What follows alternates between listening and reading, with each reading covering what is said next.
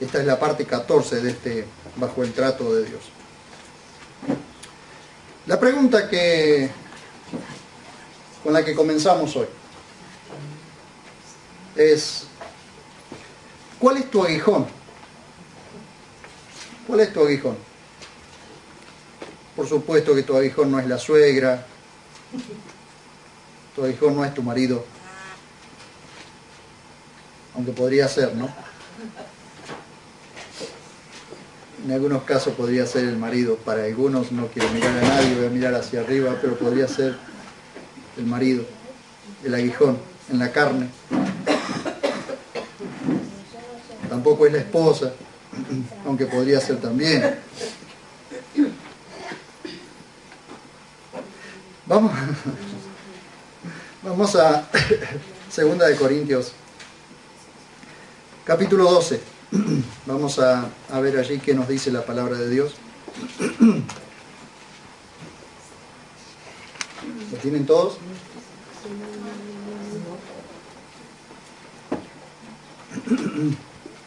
Segunda carta a los Corintios. Estos cambios de temperatura me hacen bastante mal.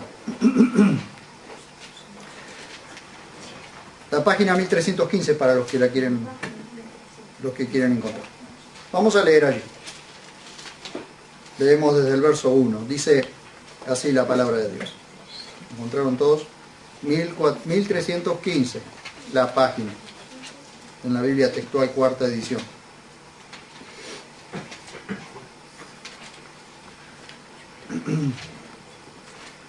Yo necesito que ustedes la encuentren, que todos encuentren la página, que encuentren el lugar.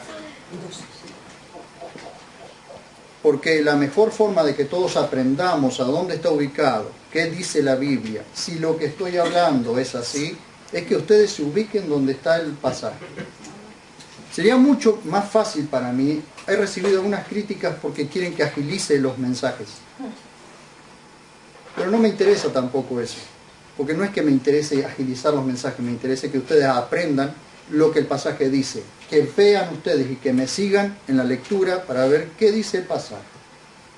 Porque entonces la única forma en que ustedes no se van a dejar llevar por lo que yo digo, ni por lo que los predicadores dicen, sino que ustedes tienen que constatar lo que la Biblia dice, es mirando lo que la Biblia dice.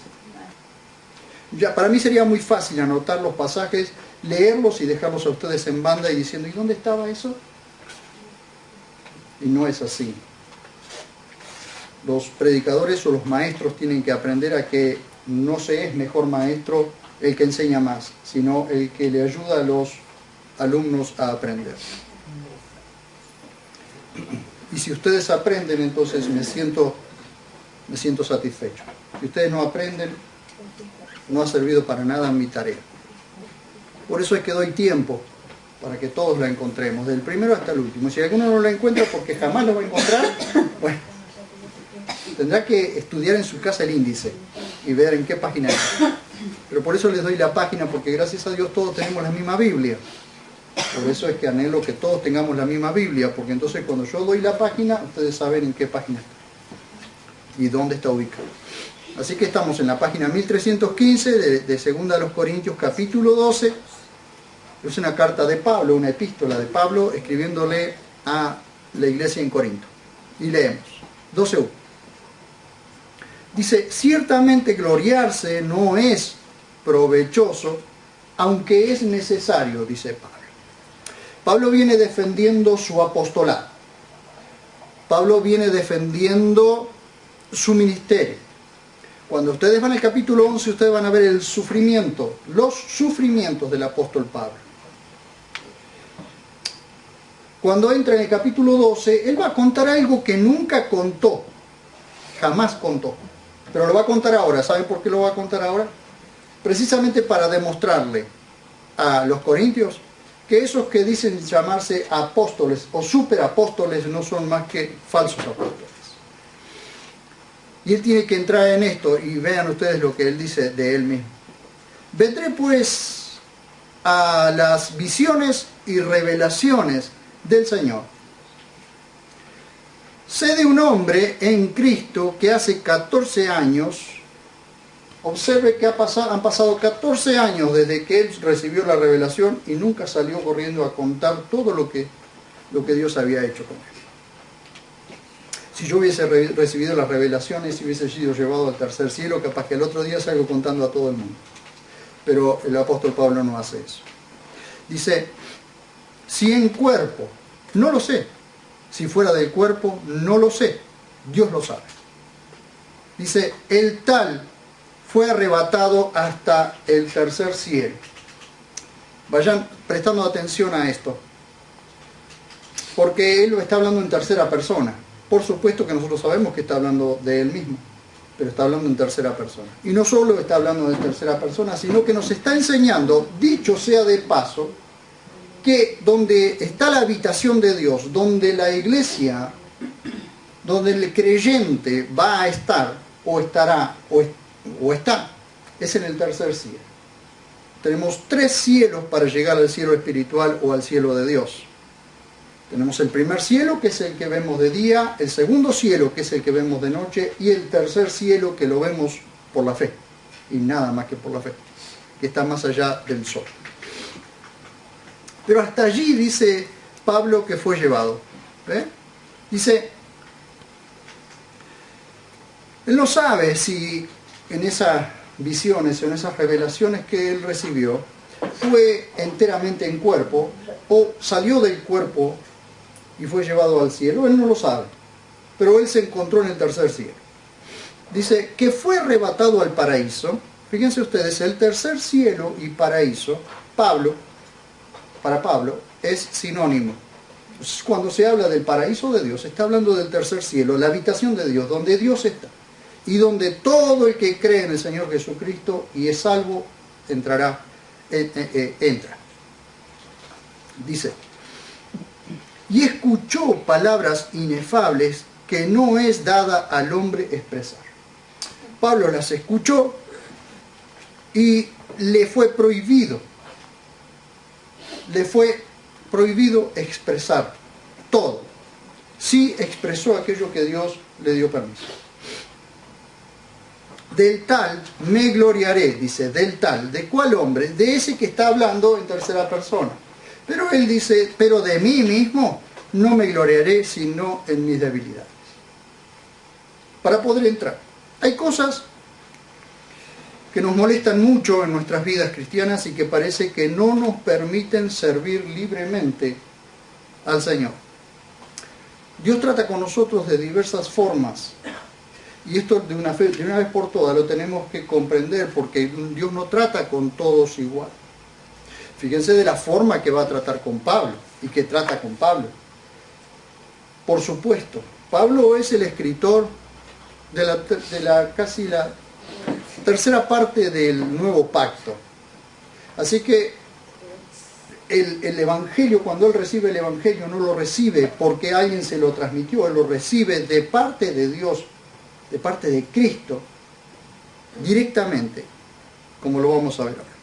Hay tratos con los que no obedecen al llamado y Dios los está llamando. Pero hay un trato con los que son fieles y tienen el constante anhelo de servirlo. Y ustedes dicen, ¿cómo Dios pudo tratar de semejante forma con Pablo? Si Pablo era obediente, si Pablo todo lo que Dios le decía, él hacía. Sin embargo, lo vamos a ver por qué Dios trató con él de esa forma. Porque a veces el trato que Dios tiene con nosotros no es porque nos odia. En ningún momento Dios nos odia. Porque los tratos que Dios tiene con nosotros no son contra nosotros, son a favor de nosotros. Porque Él quiere formar el carácter parecido al de Cristo. Entonces hay que a veces, nuestro problema es que a veces no aceptamos las cosas que pasan en nuestras vidas, no las aceptamos. Y aceptarlas no significa que nos vamos a quedar planchados allí, porque siempre vamos a buscar estar mejor. Pero si no aceptamos aquellas cosas que vienen a nuestras vidas, vivimos amargados, renegando de todas las cosas que nos pasan.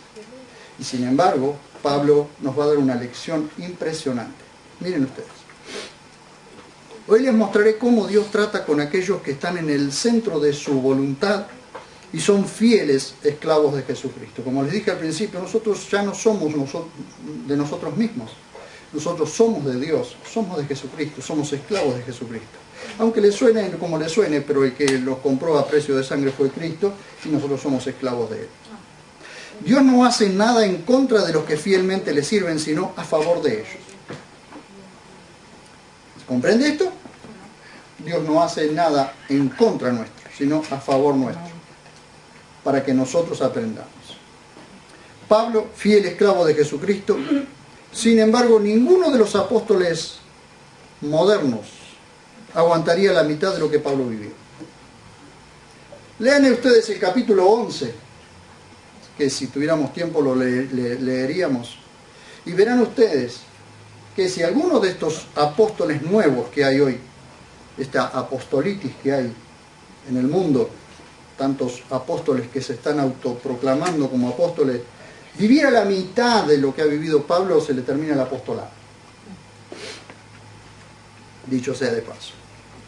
Pablo se ve obligado a hacer una defensa de su apostolado y ahora va a contar cómo él recibió el Evangelio.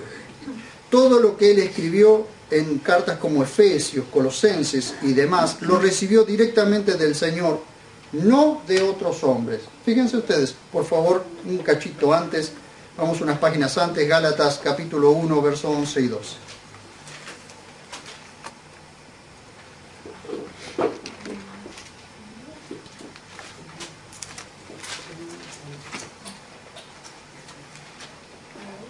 Página 1373 o 74. 1373. En el primer capítulo de los Gálatas. Observen. Miren lo que dice la carta a los Gálatas.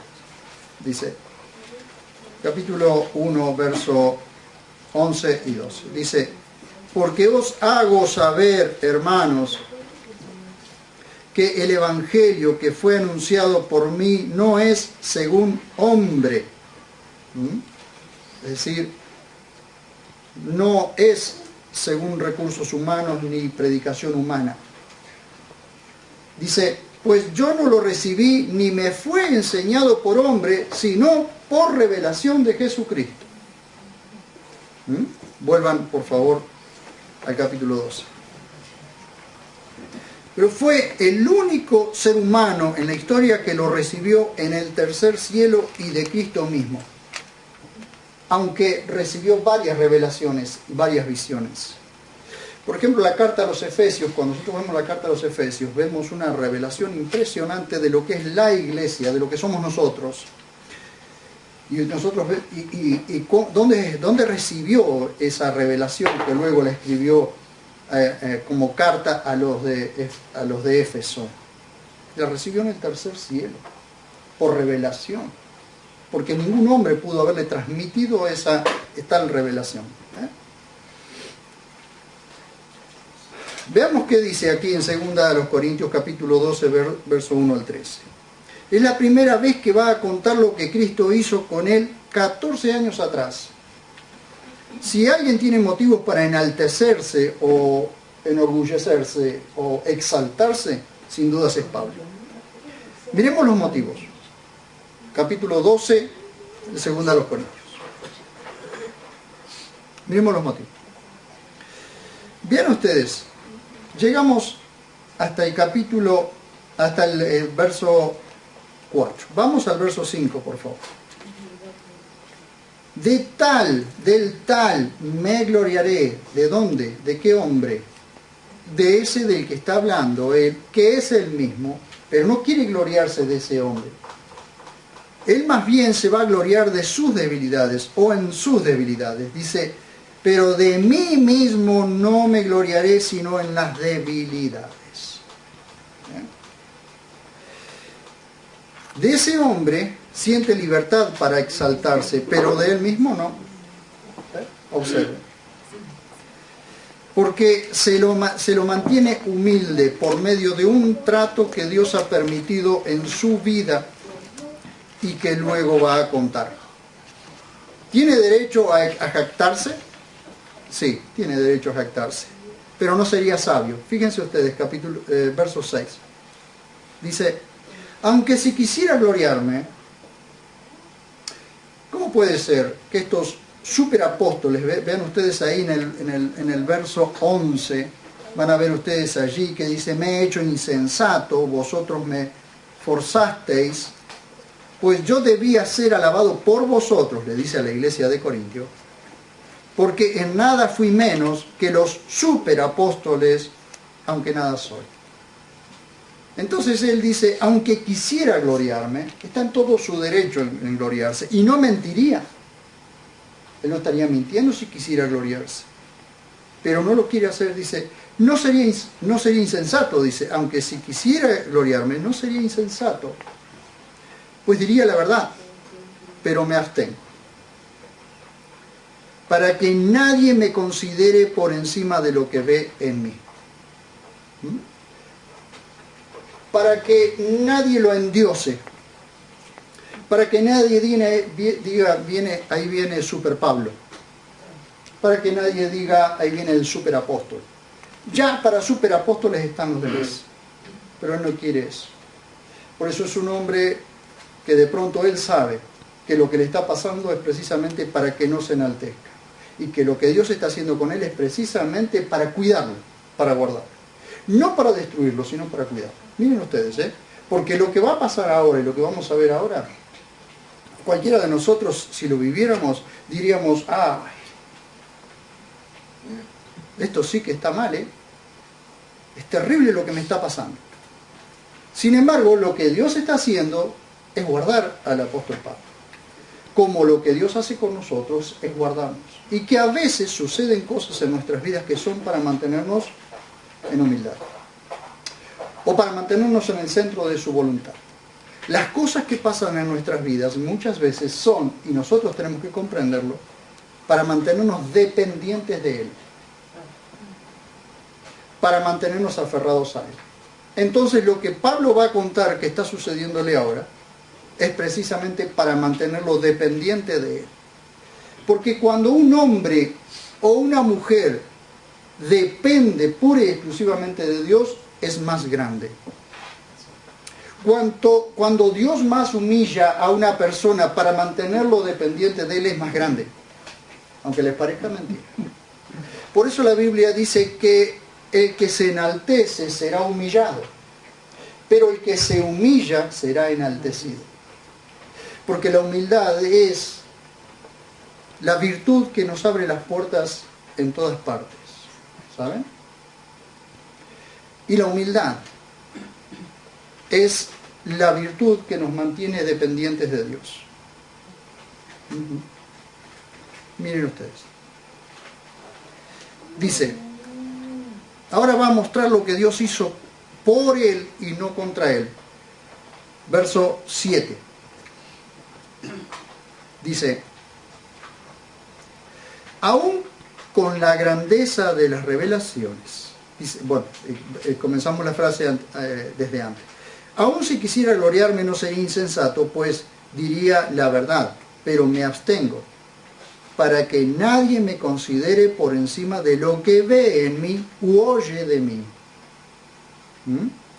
Aún con la grandeza de las revelaciones. Fíjense que él va a contar ahora lo que sucedió y lo que Dios ha venido haciendo y mostrándole por medio de las revelaciones, pero él tratando de que la gente no vea en él o oiga en él algo más allá o por encima de lo que él es en realidad. Aunque tendría mucho de qué gloriarse. Pero no lo quiere hacer. Fíjense que ahora Dios va a mostrar ahora Pablo va a mostrar lo que Dios hizo por él y no contra él, con motivos preservadores y no destructivos. ¿Para qué? Para que no me enaltezca, dice Pablo. Es decir, por encima, verso 6. Dice, para que nadie me considere por encima de lo que ve en mí u oye de mí, u oye algo de mí, aún con la grandeza de las revelaciones. Fíjense ustedes, del punto en adelante. Por lo cual, para que no me enaltezca. Lo que va a pasar ahora, hermanos, lo que él va a contar, es precisamente no para destruirlo, sino para que él no sobrepase la medida de lo que debe ser en Dios. Saben que nosotros tenemos que tener una medida en Dios. Nosotros no podemos ser menos de lo que Dios dice, ni más de lo que Dios dice. Si nosotros nos creemos más de lo que Dios dice, estamos propensos al orgullo, a la soberbia, a la arrogancia. Si somos menos y decimos que somos menos de lo que Dios ha dicho de nosotros, tenemos un problema de estima. No tenemos identidad en Cristo. Y nuestra medida es Cristo. Nuestra medida es la identidad que nosotros tenemos en Cristo. Dios nos ha dado identidad a nosotros. Somos lo que somos delante de Dios y no podemos ser más ni menos de eso. ¿Ven ustedes? Entonces Pablo está trabajando en su medida delante de Dios. Como todos nosotros tenemos que aprender a trabajar en nuestra medida conforme a la identidad que tenemos en Dios. Si nosotros nos identificamos con Cristo, vamos a aprender que no podemos tener menos estimas de la que debemos, ni más, ni sobrepasarnos la estima que debemos tener. Por eso allí en el libro de Romanos dice, nadie se tenga mayor estima de la que se debe tener. Porque hay una medida. ¿Saben qué? Lo que hace Dios con nosotros es ayudarnos a encontrarnos con nosotros mismos. ¿Saben cuánta gente pasa toda la vida sin saber quién es? Sin poder identificarse, sin tener identidad. ¿Por qué creen ustedes que aquellos que no saben ni cuál es su papá ni cuál es su mamá buscan su identidad? Porque necesitan saber quién son. Y la Biblia nos dice que aunque padre y madre nos abandonara, con todo Dios nos recogerá. Esa es nuestra identidad. Cuando nosotros no sabemos quiénes somos, debemos recuperar nuestra identidad en Cristo. Cristo dice, nosotros somos lo que somos, y Él lo dijo y nosotros lo creemos. Pablo tenía motivos para enaltecerse, para sobrepasar la medida de lo que era. Sí tenía motivos. Pero sin embargo, él entendió que lo que le estaba pasando era para mantenerlo en la medida que lo tenía que mantener. Todos nosotros, hermanos, tenemos que aprender eso. Hay algo que pasa en nuestras vidas, o hay algo que Dios ha dejado y deja en nuestras vidas para mantenernos en la medida que debemos tener. ¿Saben que Dios no nos libera de todas las cosas? Que hay algo que siempre batalla en nuestra vida, en nuestra alma. Que nosotros decimos, ¿por qué me pasa esto? ¿O por qué lucho con esto si yo quiero agradar a Dios en todas las cosas? ¿Saben que muchas veces que nosotros tenemos que aprender a identificar que hay cosas que Dios deja en nuestras vidas para que nosotros aprendamos a vivir dependiendo de Dios? Como aquellos a quienes Dios los ha sacado del pecado. Pero cada tanto tienen una batalla contra ese pecado. Tienen una batalla, no es que caiga, pero son tentados o se sienten tentados. Y se siente molesto la persona consigo mismo y dice, yo quiero agradar a Dios completamente. Pues le agradas a Dios. Y tendrás que batallar quizás toda la vida con eso. Y eso no significa que tengas que caer en eso, ni entrar en eso, pero vas a tener que batallar, dependiendo pura y exclusivamente de Dios. Y cuanto más grande era Pablo, más debía depender de Dios. Cuanto más grande es un hombre o una mujer en Dios, más va a tener que depender de Él. ¿Para qué? Para no caer en el orgullo, o en la soberbia, o en la arrogancia, o ser altivo y mirar a los demás por encima del hombro. ¿Saben qué importante que es poder entender que somos todos iguales en Cristo? Todos igualitos, con distintas responsabilidades, pero nadie es mayor que nadie. Cuando aprendemos eso, qué satisfacción, hermanos, qué satisfacción. Miren, dice, por lo cual, ¿por qué? Por lo antecedente, ¿sí? Por lo que antecede. Para que no me enaltezca, me fue dado un aguijón en la carne. Y aquí entramos en algún detalle. Me fue dado un aguijón en la carne. Se han dicho muchas cosas sobre este aguijón. Trataré de mostrar qué significa, pero sin detenerme en esto, sino en los resultados, para no traer otra idea más de todas las que se han dicho, porque se han dicho que Pablo sufría de malaria, que Pablo tenía problemas de dicción, no adicción, no adicción, sino problemas para hablar, que tenía problemas, que tenía una enfermedad en los ojos, la cual yo me inclino a creer, por lo que vamos a ver ahora, que era así. No quiero decir que era así, pero yo me inclino a creer que tenía un problema algún problema en su vista o en su rostro. Se han dicho muchas cosas de este aguijón en la carne de Pablo, pero voy a tratar de mostrarles, pero no se queden totalmente con lo que yo les digo, sino que vamos a tratar de ver los resultados de esto. Busqué primero qué significa la palabra aguijón. La palabra aguijón en griego es skolop, y es la parte dura y puntiaguda en algunos insectos como el escorpión, como la avispa, como la abeja, etc. Es esa parte dura que se clava en la carne. Pero el aguijón se clava en la carne, pone el veneno, o el ácido en el caso de la avispa o de la abeja, o en el veneno o el alacrán, o el veneno en el escorpión o en el alacrán, se clava en la carne, pero no entra el insecto allí, sino que se clava en la carne y lo que entra es el veneno. ¿Por qué? Porque ahora les voy a mostrar por qué. En la carne, dice. Es decir, que no viene cada tanto, sino que permanece como una constante molestia. Entonces, ese aguijón en la que le fue dado ese aguijón en la carne, dice, me fue dado un aguijón en la carne. Así como algo que le producía una constante molestia, un fastidio o quizás un dolor constante en la vida de Pablo. Lo llamativo es que alguien se lo dio. Vean ustedes. Lo llamativo es que ese aguijón en la carne, alguien se lo dio. Y no es que fuera un aguijón literalmente como del escorpión o de la abeja o de la avispa, sino que eso era lo que le producía constante molestia en su humanidad. ¿Y quién se lo dio? Dice, me fue dado, dice. ¿Quién se lo dio? ¿Dios o Satanás?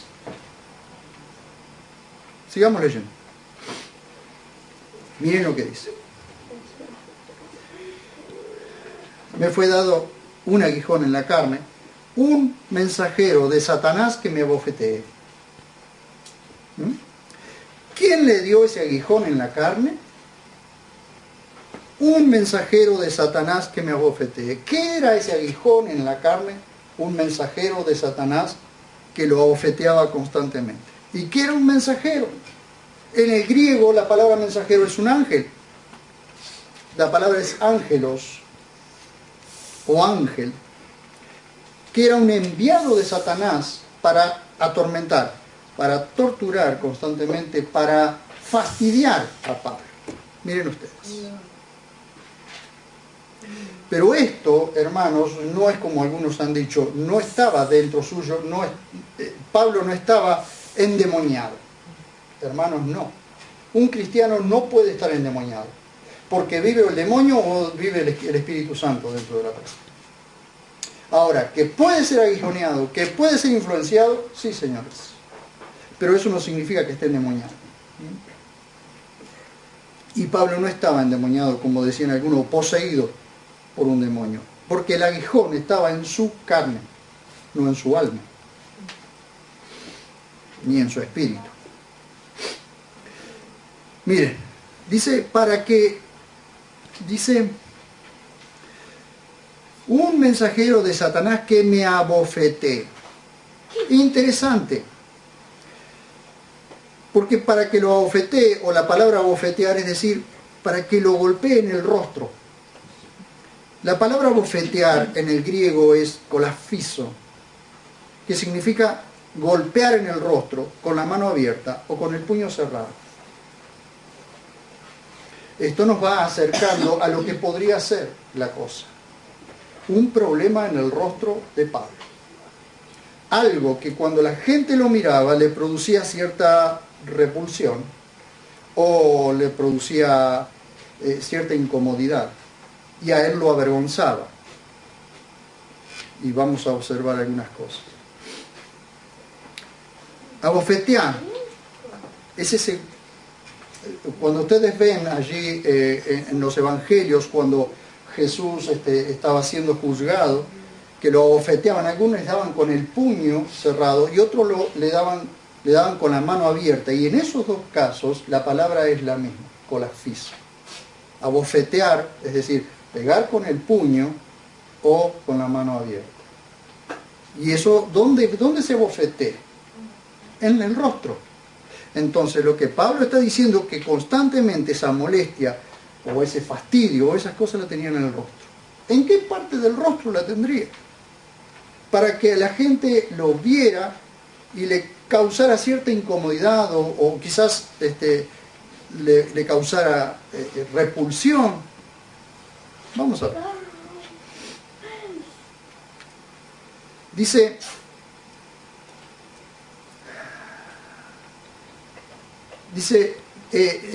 un mensajero de Satanás dice que me abofetee a fin de que no me enaltezca. Esperen. Acá hay algo que no parece controversial. Satanás jamás hace algo para que la persona no se enaltezca. Satanás hace algo para destruir a las personas, no para cuidarlas. Pero miren lo interesante de esto. Acá está lo increíble de la situación. Miren. Si ustedes van a Juan 10:10, no lo busquen, simplemente escuchen.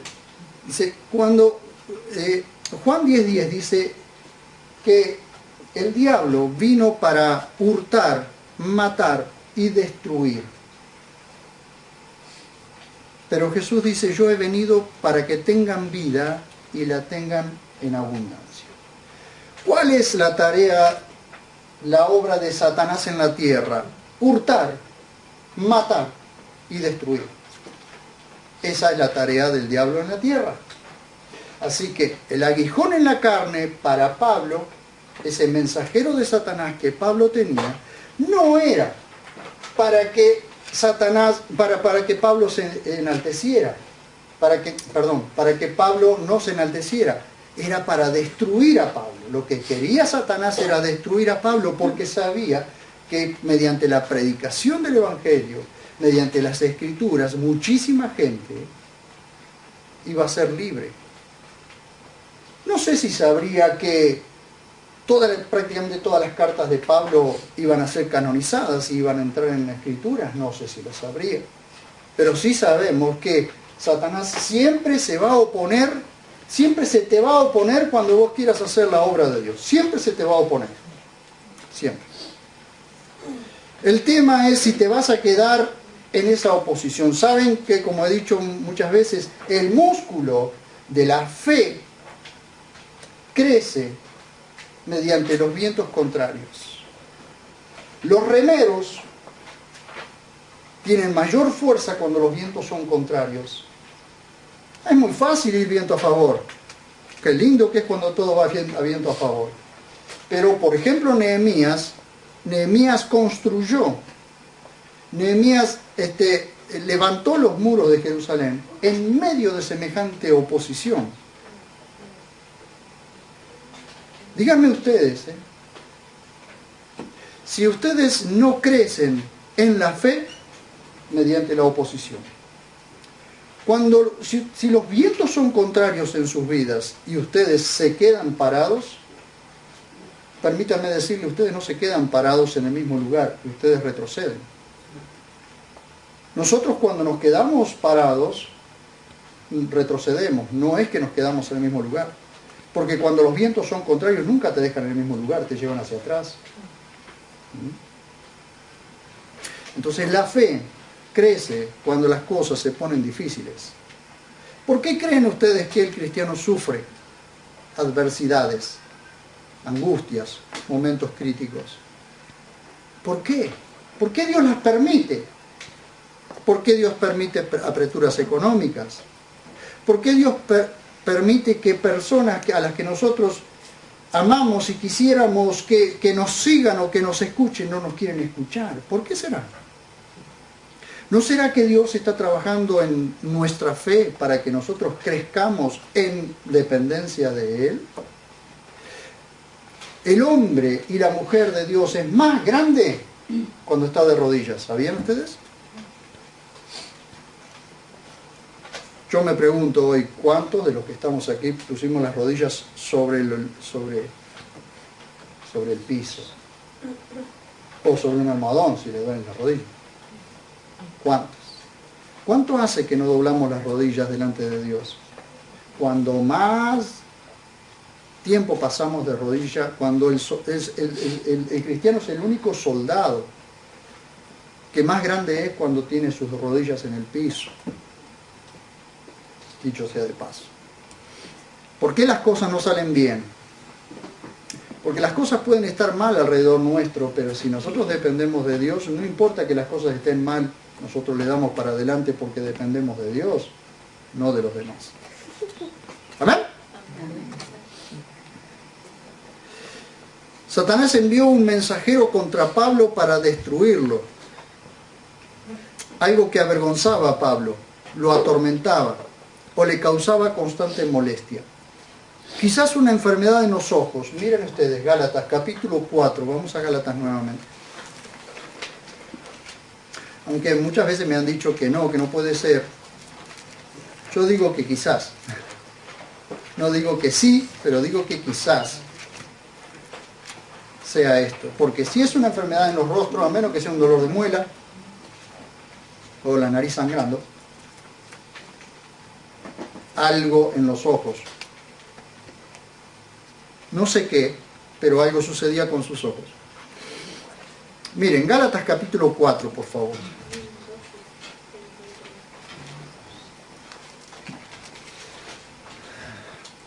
(1276) es la página. Gálatas capítulo 4, verso 13 al 15.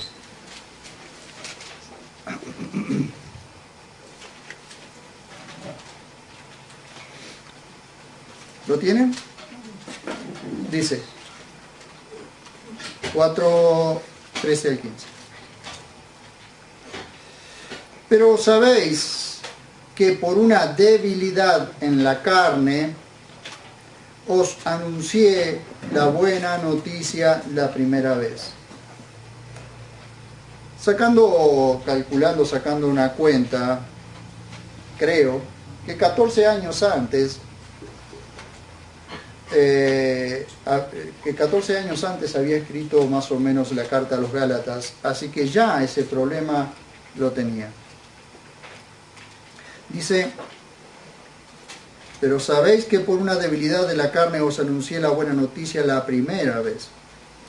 Y lo que para vosotros era una prueba en mi carne, no lo menospreciasteis ni desdeñasteis. Es decir, que aunque se veía mal, quizás se veía repulsivo, no lo rechazaron.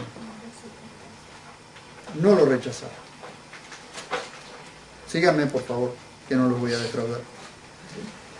Dice, al contrario, me acogisteis como un ángel de Dios, como a Cristo Jesús. ¿Dónde, pues, está esa satisfacción que expresabais? Porque os doy testimonio de que si hubiera sido posible, os hubierais sacado los ojos y me los habríais dado. ¿Observan? Den vuelta a la página 1279. Dice en el capítulo 6, verso 11. 6:11. Dice, mirad con cuán grandes letras os escribí con mi mano. Algunos, por supuesto, algunos que no creen que sea una enfermedad de los ojos, dicen que estas grandes letras eran para resaltar lo que él estaba escribiendo o para que vieran que él de su propia mano estaba escribiendo. En mi humilde opinión, él escribió esas últimas palabras con grandes letras porque su visión no era buena. Entonces, cuando alguien no tiene una buena visión, tiene que escribir como para ver lo que escribe. En mi humilde opinión. Vuelvan al capítulo 12. Entonces, en mi humilde opinión, considero que Pablo tenía una enfermedad en los ojos que causaba cierta repulsión y que los hermanos de Galacia se hubiesen sacado sus propios ojos, lo amaban de tal manera que se hubiesen sacado sus propios ojos para dárselos como un intercambio de ojos. Ahora, no nos detengamos en si era esto, si era aquello o era lo otro. Lo único que podemos decir es que Pablo tenía un aguijón en su carne, un mensajero de Satanás que lo bofeteaba y que ese mensajero de Satanás lo que quería era destruirlo. Pero lo maravilloso de esto es que Dios no se lo permitió. Miren.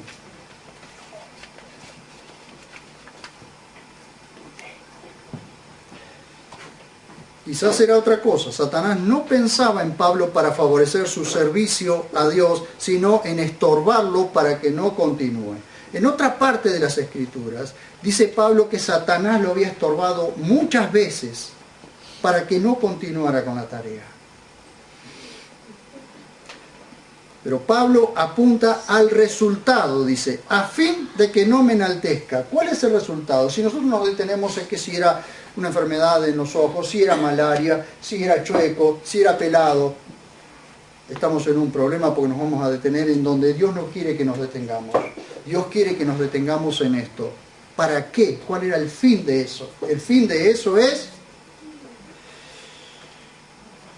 en el verso 7, por lo cual para que no me enaltezca, y en el mismo verso, a fin de que no me enaltezca. ¿Para qué servía eso entonces? Para que Pablo no se enorgulleciera,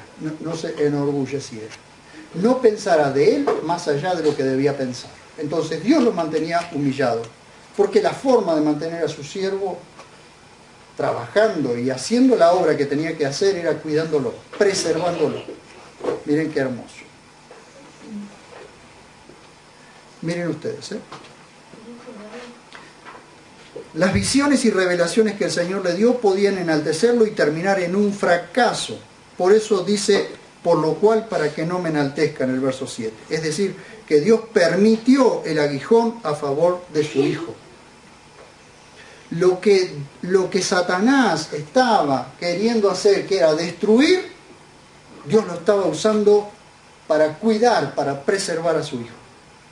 ¡Qué maravilla, hermanos! Verso 8 dice, por esto, es decir, por la molestia que le causaba ese aguijón en la carne, quizás ese problema en los ojos o cualquier otra cosa que fuera, pero vamos a suponer que era un problema en los ojos y le causaba molestia, quizás picazón, o quizás ardor, quizás dolor. Por esto, dice, 3 veces rogué al Señor que se alejara de mí. Si nosotros lo leemos así, podemos pensar que en el mismo día oró 3 veces. A la mañana, a la tarde y a la noche. Y Dios no le respondió. Pero si nos ponemos a pensar que eso pudieron haber sido 14 años, o quizás más, o 1 año, o 6 meses, 3 veces oró para que Dios le quitara eso. Y cualquiera de nosotros diríamos, bueno, ya oré una vez y no me hizo caso. Dios no me escucha. Oró 3 veces y Dios no me escucha. Sin embargo, fíjense ustedes que Pablo dice, por esto 3 veces rogué al Señor que se alejara de mí, que ese aguijón se alejara, que ese mensajero de Satanás que lo estaba bofeteando saliera de su vida, se fuera de su vida y no lo molestara más, lo dejara trabajar o hacer la obra de Dios tranquilo. Sin embargo, miren ustedes, no recibe la respuesta que él esperaba. Él quería que ese aguijón o que ese mensajero de Satanás se fuera de su vida. Pero sin embargo Dios le dice en el verso 9, y me ha dicho, mi gracia te es suficiente. Dios no le dijo, yo te lo saco, ya inmediatamente te lo saco. Dios le dijo, mi gracia te es suficiente. Y Dios no le respondió a la primera vez. Tampoco le respondió a la segunda. Tampoco le respondió inmediatamente a la tercera, pero a la tercera vez le respondió. Y le dijo, mi gracia te es suficiente. El Señor no le respondió a Pablo como éste quería, sino como consideraba necesario a favor de su esclavo. Y eso es aceptación. Cuando nosotros oramos y oramos y oramos por alguna cuestión y seguimos orando, y de pronto Dios nos hace ver o nos hace sentir, mi gracia te es suficiente. Mi gracia es todo lo que necesitas. ¿Qué hacemos nosotros? No, yo servir al Señor así no. No, yo así no sigo, no. Cuanto más quiero servir al Señor, más mal me van las cosas, ¿no? No, yo me voy con mis amigos al boliche, me voy a pasear. Servir al Señor, no. Pero miren ustedes lo que Pablo dice, ¿no?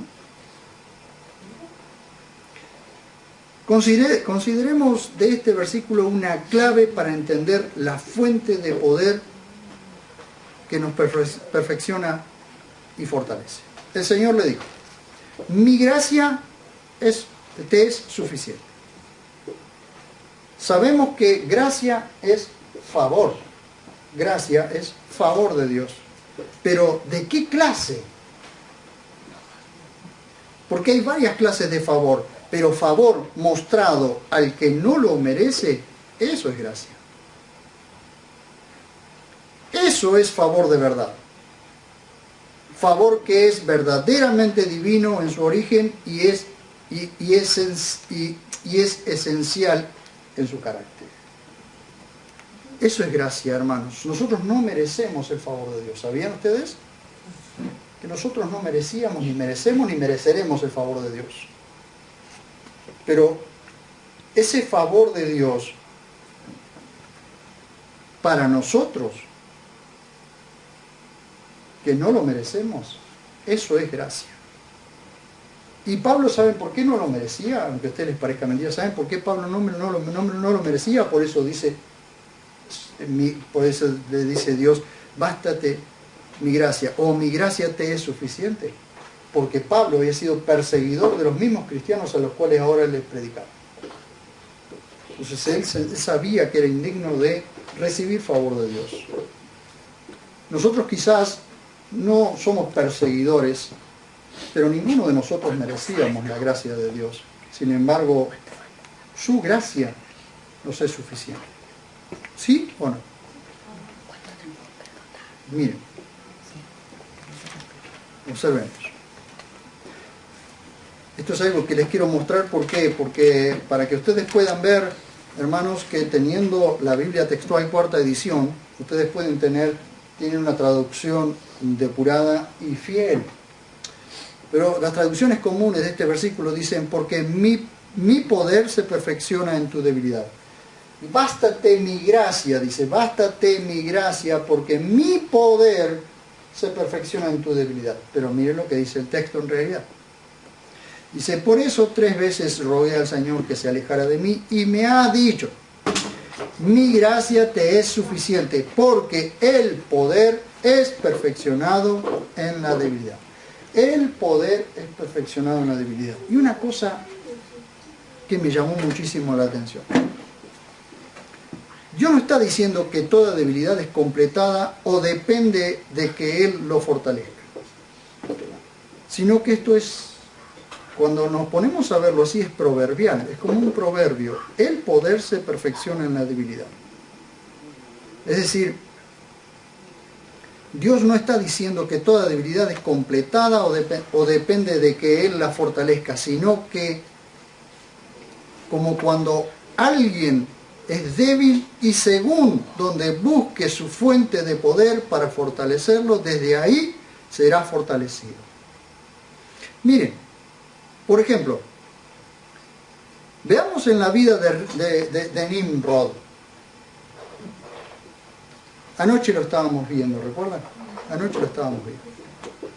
Génesis capítulo 10, verso 8 al 12. Y vamos a ver si nos damos cuenta de algo. Génesis, el primer libro de la Biblia. Lean conmigo. Capítulo 8. Capítulo 10, verso 8 al 12.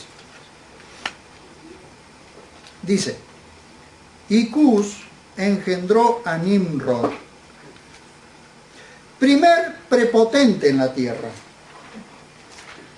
Este era intrépido cazador enfrentado a Adonai Elohim.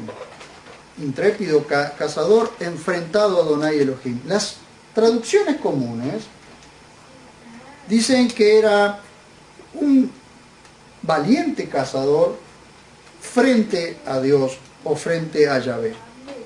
Pero en realidad lo que está diciendo que este era intrépido cazador enfrentado, prepotente, enfrentado a Dios.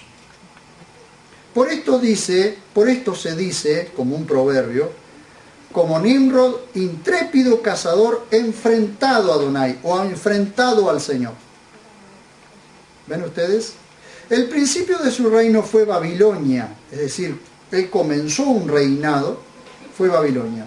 Erech, Akkad y Calne en tierra de Sinar, ciudades, esas son ciudades. De aquella tierra, siendo fortalecido, salió y edificó Nínive, Rehoboth, Ir, Cala y Resem, entre Nínive y Cala, que es la gran ciudad. Nimrod, prepotente y enfrentado a Dios. ¿Consideran ustedes que fue fortalecido por Dios? Dice que siendo fortalecido fue y fundó otras ciudades. Esa fortaleza, hermanos, al ser prepotente y enfrentado a Dios, esa fortaleza no vino de Dios. Esa fortaleza vino del mismo diablo que lo fortaleció. Porque la fuente, porque al estar enfrentado a Dios,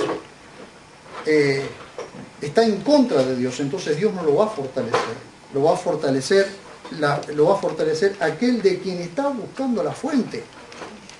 Entonces esta dependencia, dice, vuelvan al capítulo 12 de 2 de los Corintios. Entonces Pablo dice que el Señor le dijo, porque el poder es perfeccionado en la debilidad. Entonces la fuente del poder que fortalecía la debilidad de Pablo era Dios. ¿Por qué? Porque él dependía de Dios. Ahora, ¿toda la gente depende de Dios? ¿Todo el mundo depende de Dios? No. Entonces, ¿quién fortalece o energiza a aquellos que están enfrentados a Dios? Por ejemplo, ustedes ven que está viniendo como una avalancha, como una nube muy oscura sobre el mundo, con todas estas cuestiones, estas barbaridades que están sucediendo en el mundo hoy, como si fuera una avalancha, como una fuerza negra que está fortaleciendo a esa gente. ¿Ustedes creen que lo está fortaleciendo Dios? Entonces la fuente de todo cristiano, ¿quién es la fuente de poder de todo cristiano? ¿Quién es? El Espíritu de Dios, el Espíritu Santo. Dios mismo es la fuente de poder. Entonces, deja como abierto allí que según de donde busquemos la fuente, la fuente de poder es de donde va a venir para cubrir nuestra debilidad o perfeccionar nuestra debilidad. Cuando nosotros dependemos de Dios, como dice el apóstol Pablo, dependemos de Dios, las fuerzas vienen de Él. Entonces el poder perfecciona o se perfecciona en la debilidad. Es decir, se completa en nuestra debilidad. No porque necesite perfeccionamiento el poder de Dios, sino porque nuestra debilidad necesita ser completada, perfeccionada, o equipada de parte de Dios. Entonces, esto significa que a quien se obedece mejor dicho, esto significa que a quien se obedece, a quien se le es fiel, a quien le servimos, esa es la fuente de poder para fortalecer nuestras debilidades y por supuesto que de allí viene la recompensa. Pues un cristiano debe buscar la fuente de poder ¿en dónde? ¿En el mundo? ¿En la gente de este mundo? ¿En la idolatría? Ustedes saben lo que se mueve detrás de la idolatría, de los horóscopos, de todo ese tipo de cosas. ¿Qué fuerza se mueve detrás de eso? ¿Ustedes piensan que la fuerza de Dios se mueve detrás de eso? Nimrod, como lo veíamos anoche, Nimrod es el fundador de todo este sistema religioso en contra de Dios, hermanos. Que es el sistema babilónico que está contra Dios ahora, que es lo que hoy tenemos como catolicismo romano y todas las religiones que están en contra de Dios. ¿Y quién fortalece todo eso? La fuente de poder que está detrás de todo eso es el mismo diablo y sus demonios. Bien. Entonces Pablo dice que el poder de aquel a quien él sirve es el que reside, gobierna y fortalece su vida. A ver, vean ustedes versos 9 y 10, por favor.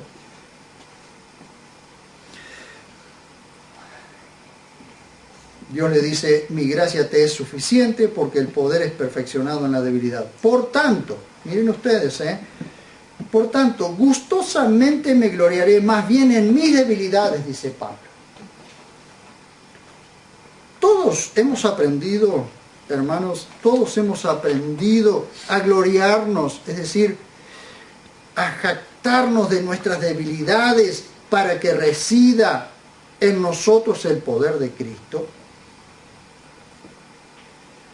¿Saben qué? Gloriarse es reconocer nuestras debilidades, nuestras áreas débiles, las cosas que a nosotros nos cuestan un montón. Reconocerlas, ponerlas delante de Dios y que el poder de Dios sea el que fortalece nuestras debilidades. Entonces, hermanos, seremos creyentes fructíferos porque la fuente de poder en nuestras vidas viene del Espíritu de Dios. ¿Mm? Vean ustedes.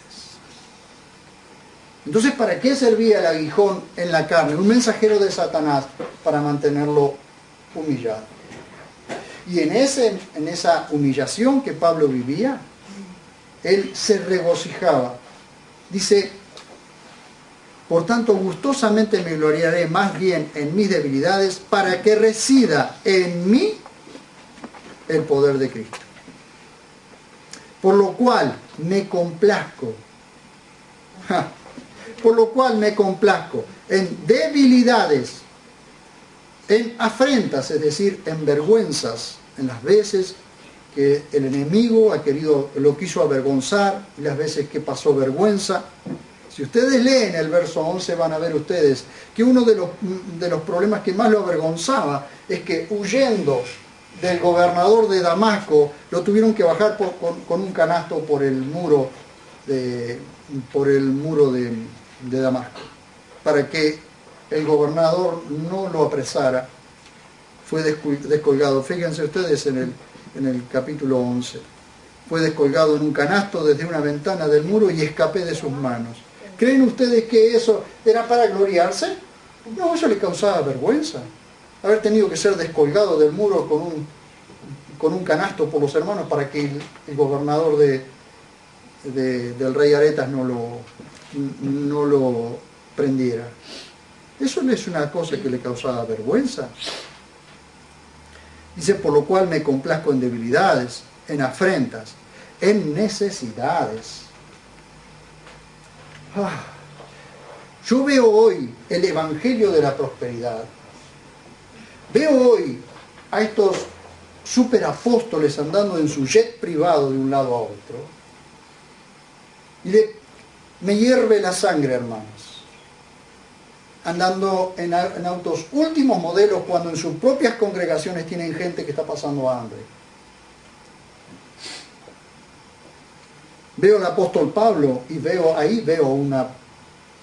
un siervo de Dios. ahí ve un siervo de Dios. No porque tengamos que andar arrastrados y porque cuanto más pobres somos, más siervos de Dios somos. No, hermanos, no es así. Pero debemos aprender que según las circunstancias que vivamos, nosotros debemos de tener contentamiento. Porque entonces no nos meteremos en un terreno que no nos corresponde. Dice, en necesidades, en persecuciones y angustias por causa de Cristo. Porque cuando soy débil, entonces soy fuerte. Porque cuando reconozco mis debilidades delante de Dios, entonces Dios fortalece mis debilidades. ¡Qué maravilla, hermanos! Entonces, ¿quieren ser cristianos que triunfan? ¿Cristianos que dan buen fruto? Pues pongan sus debilidades delante de Dios. Oren todos los días. Lean la Biblia todos los días. Comprendan lo que Dios quiere para sus vidas y serán cristianos realmente fructíferos. Y no pasarán por esta vida como el humo, como tamo que se lo lleva el viento. El tamo, la cáscara de la semilla que se lo lleva el viento. ¿Quieren ser fructíferos? Comprendan que el poder se perfecciona en la debilidad. El poder de Dios completa lo que para vos es debilidad. Qué lindo el pajarito. Entonces, si sirviendo plenamente al Señor, aún así sentimos que algo nos fastidia, tranquilos, porque puede ser usado para que nos mantengamos dependientes de Él. Leemos la última parte y ya terminamos. Dice, me he hecho insensato, vosotros me forzasteis, pues yo debía ser alabado por vosotros, es decir, por la iglesia que Él mismo había fundado, hermanos. Porque en nada fui menos que los superapóstoles, aunque nada soy. En verdad, las señales de apóstol fueron hechas entre vosotros con toda paciencia, con milagros y prodigios y con poderes sobrenaturales. Porque, ¿qué cosa hay en la que fuisteis inferiores a las demás iglesias, sino en que yo mismo no os fui una carga? Perdonadme el agravio. Él en Corintio, todas las demás iglesias lo ayudaron. En el único lugar en que él no recibió ninguna ayuda fue en la iglesia de Corintio, para no serle una carga, porque él no quiso ser una carga para la iglesia. Sin embargo, esa propia iglesia no lo defendió a él, que fue el que fundó la iglesia, cuando tuvo que defender. Entonces él, con dolor, tiene que escribir esta segunda carta. Llegamos hasta allí, hermanos. Si hay cosas en tu vida que son una debilidad para vos, ponela delante de Dios. Hay una cuestión que nosotros no podemos perder de vista, hermanos. Todos los días nuestras rodillas se tienen que doblar delante de Dios. Todos los días, o sea, por lo menos los que pueden doblar la rodilla, ¿no? Pero todos los días nuestro corazón tiene que estar postrado delante de Dios. Todos los días debemos orar y pedir por todas las cosas que tengamos que pedir y pedir por los hermanos, pero principalmente, como nosotros a veces decimos, oremos por nosotros mismos primero, porque somos los primeros que necesitamos ser fortalecidos por Dios. No vamos a llegar a ningún lado si no dependemos pura y exclusivamente de Dios. Y si no entendemos y no conocemos la palabra de Dios, que es por medio de la cual nosotros conocemos a este Dios maravilloso, si no aprendemos que todos los días debemos tener nuestra lectura bíblica, estamos al horno, que es un poco más sano que estar frito.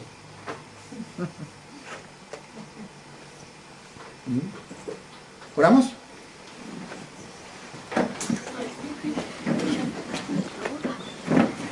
Señor, estamos ante tu dulce y preciosa presencia, agradecido por lo que nos has enseñado hoy a través de la vida de Pablo. Aunque no sepamos, Dios mío, claramente qué es lo que a Pablo le sucedía, sabemos que el fin era precisamente la preservación de tus siervos, Señor. Y eso es lo que haces con nosotros, con todos y cada uno de nosotros, usar circunstancias para preservarnos, para cuidarnos, para protegernos, para que nuestra vida llegue a rendir el fruto que debe rendir.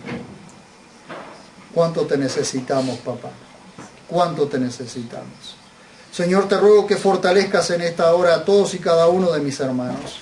Que les dé las fuerzas para que cuando vuelvan a su casa, Señor, no olviden ni por un instante que deben depender de vos. Porque todos necesitamos depender de vos, porque cuanto más dependientes de vos somos, cuanto más nos liberamos de la independencia, más fuertes somos, mayor poder de Dios tenemos y más fructíferos somos, porque tu palabra dice, separados de mí, nada podéis hacer. Y es la verdad, Señor, separados de vos no podemos hacer nada. Ayúdanos, Señor, a mantenernos cerca de tu corazón y mantenernos limpios. Ayúdanos a mantenernos fortalecidos en tu poder, Señor, porque el poder se perfecciona en la debilidad. Por eso, como dice Pablo, gustosamente me gloriaré en mis debilidades, para que cuando soy débil, soy fuerte. Gracias, Señor. En el nombre dulce de Jesús oro por aquellos que están pasando tiempos de necesidad, tiempos de dificultad, tiempos de enfermedad y tantas cosas, Señor, que están pasando entre tu pueblo hoy. Y quizás también, Dios mío, en esta hora esté viendo a alguien que nunca, Señor, le habían hablado de vos y de este maravilloso Dios que está salvando gente. Oro en esta hora, Dios mío, para que fortalezcas la debilidad, para que atraigas a aquellos que no han sido salvados y fortalezcas a los salvados. Te lo suplicamos en el precioso nombre de Jesús, porque sabemos, Señor, que ningún hombre te busca a vos, sino que vos estás buscando al hombre. Gracias, papá, por todo lo que has hecho, por lo que estás haciendo y por lo que vas a hacer, porque entendemos que lo que vas a hacer es maravillosamente grande, Señor. Gloria a tu precioso nombre. Encomiendo a tu iglesia en tus manos para que durante toda esta semana tengan una semana de victoria, una semana de admiración en tu presencia, Señor. Gracias, maravilloso papá, en el nombre de Jesús. Amén.